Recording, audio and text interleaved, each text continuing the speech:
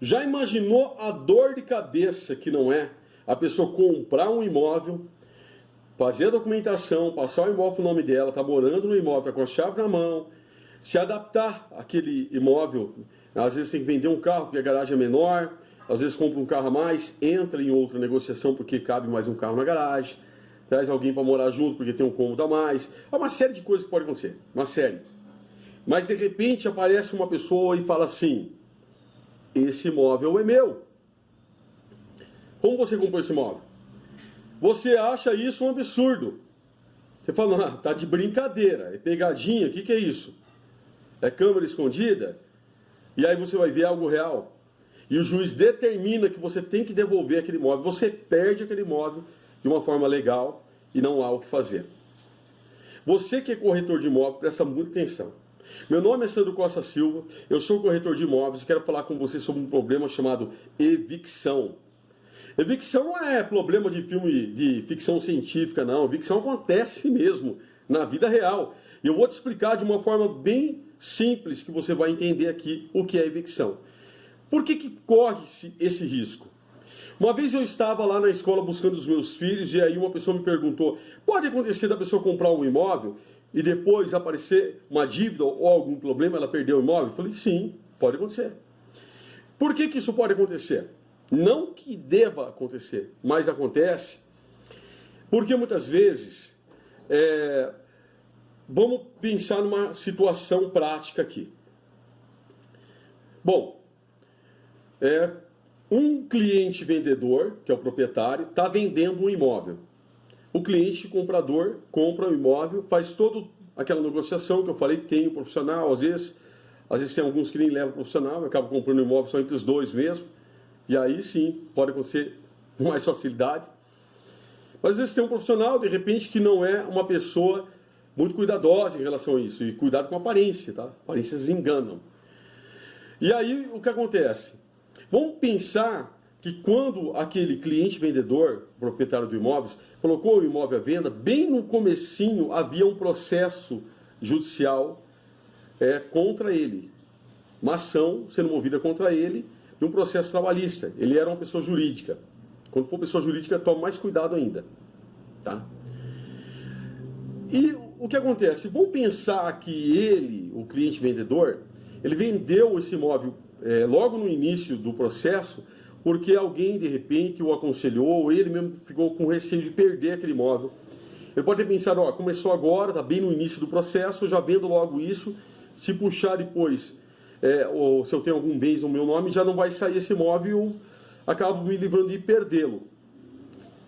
Então, nesse caso, o cliente vendedor estaria agindo de má fé. Mas se ele vendeu sem saber, era início do processo, ele não tinha isso em mente, então ele agiu de boa fé na negociação, pensando que ele poderia vender mesmo. Mas ele vai ter que provar isso, tá bom? Bom, mas você, aquele cliente comprador, comprou acreditando que de fato ele estava comprando algo legal ali. Com o passar de um tempo, o que acontece? Vamos lá. O juiz ele vai puxar os bens dessa pessoa para que ela possa pagar a dívida que ela tem ali, aquela ação trabalhista contra ela.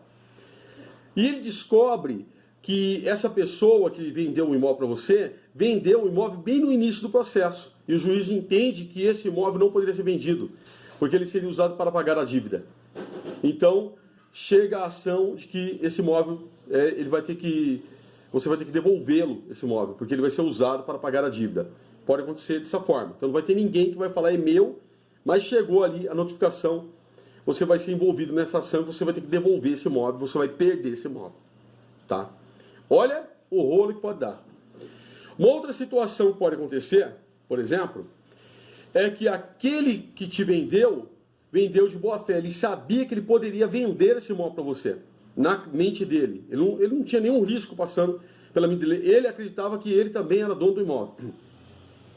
Só que a pessoa que vendeu para ele fez isso que eu falei para você. Bem no início de uma ação judicial, aí, algo do tipo, vendeu para ele. Vendeu o imóvel para ele. E esse processo foi correndo, tá? Durante todo esse tempo. E o juiz determina que esse imóvel não poderia ser vendido. Um exemplo que eu te dou. Então, vai acontecer a mesma coisa. Tá? Vai ter que ser devolvido esse imóvel. Por isso que é recomendável, quando você vai fazer uma negociação, muitas vezes aí, quando você sabe que o cliente vendedor do imóvel comprou de uma outra pessoa que era uma pessoa jurídica, algo recente, de repente ali, que tem 2 anos que ele fez essa negociação, às vezes vale a pena puxar a certidão do antigo dono também, tá? Vale a pena, só por precaução, para ver se não tinha nenhum problema para judiciário aí, alguma ação, para que você não venha ter um problema de evicção e perder o seu imóvel, tá? Então você tem que tomar muito cuidado com esse tipo de coisa, com imóveis, por exemplo, que teve heranças mal resolvidas, muitas vezes envolve menores no meio, tá? Tem que ver essa questão das assinaturas, de tutores, de curadores, tudo isso, quem está responsável por esses menores, às vezes alguma falha na documentação. Então fique muito atento com imóveis, de repente, aí, que fala que veio de leilão. Isso também é bem interessante você procurar saber sobre esses imóveis, tá? Que passou por processo de inventário recente, partilhas recente de herança, algo muito recente. É bom sempre dar uma puxada a mais ali, algo muito recente, pode ter acontecido, tá bom? Para se livrar desse tipo de problema. Vou dar algumas dicas para você, né? As dicas são essas. Ter um bom profissional trabalhando, um corretor responsável, cuidadoso. Muitas vezes você pode até pensar assim, puxa, mas para que tanta documentação? É porque ele está preocupado com você, ele quer que essa transição, essa intermediação, essa negociação seja feita de forma segura e você não venha ter nenhum problema depois que você comprou esse imóvel. Não ter nenhum problema de evicção. Então, isso é muito importante. Puxar a matrícula atualizada, e a matrícula tem uma validade de 30 dias. Tá? Então, não adianta ser uma matrícula antiga. Tem que ser uma matrícula recente para que você venha ter certeza de que aquela pessoa, de fato, é dono daquele imóvel. É a única pessoa dona daquele imóvel. E você também pode analisar todo o histórico daquele imóvel. Puxa a certidão de inteiro teor. Na verdade, a matrícula, você faz uma análise ali, você consegue ver pela internet, puxar tudo, tem um custo para isso, mas quando você pega a certidão de inteiro teor, ela vem assinada pelo cartório de imóveis e ela tem uma validade jurídica. Esse documento ele tem uma força de validade jurídica. Então é muito importante ter a certidão de inteiro teor do imóvel, tá? Então, faça isso, que vai ser algo que vai te dar uma segurança maior, tá? Você vai ter certeza de que o vendedor é realmente o dono e que também não há alguma pendência nesse imóvel, se esse imóvel não está impedido de ser negociado. Vai ter todo o histórico ali nessa documentação que você vai puxar, tá? Disputas judiciais, tudo isso vai estar lá no imóvel. Outra coisa também, confira os registros anteriores, né, de transições que teve. Você pode ver isso ali na matrícula também. Sem buracos, né, no meio ali de todo esse histórico. Por isso que é importante ter a certidão de inteiro teor, ter a matrícula atualizada, para que você venha ter todo o histórico completo desse imóvel e possa ter certeza de que ele pode ser negociado, tá? Então, é como eu peguei e falei, evitar também imóveis que passaram por processos recentes aí, ou que foram, de repente, vamos pensar assim, ó, heranças mal resolvidas e também partilhas incompletas ou registros que passaram para terceiros muito rapidamente. Dá uma olhada ali nas datas, só para ter certeza, vale a pena dar uma olhada nisso também. Peça todas as certidões do cliente vendedor, que é o proprietário do imóvel.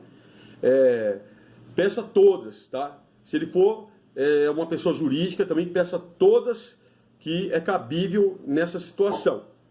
Certidão de ações civis, trabalhistas, criminais e federais. Tá? Peça certidão negativa de débito, fiscais, da Receita Federal, Estadual, Municipal, negativa de tributárias, tem que puxar tudo isso também. Certidão negativa de protesto, de falência, se for empresa, no caso. E isso ajuda a identificar se o vendedor está envolvido em alguma ação que possa afetar o imóvel. Tá bom? Bom, uma coisa interessante de ser feita, para você que é corretor, que é do ramo imobiliário, eu acho muito importante ser feito não somente nesse tipo de documento, mas em outros também, ao meu ver. Uma dica de ouro, ao meu ver, é você incluir uma cláusula, tá, no contrato, uma cláusula de garantia contra evicção. O que pode ter nessa cláusula? O conteúdo que pode ter? Que o vendedor assegura a posse pacífica do imóvel. Assegurar a posse pacífica do imóvel significa que ele não vai ter nenhum problema. Não é a posse, é se tornar proprietário do imóvel.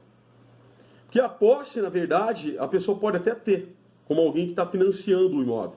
Posse é quando você está de posse do imóvel. A posse é o que muita gente usa para regularizar um imóvel via uso capião. Se quiser, tem um vídeo aqui também no canal.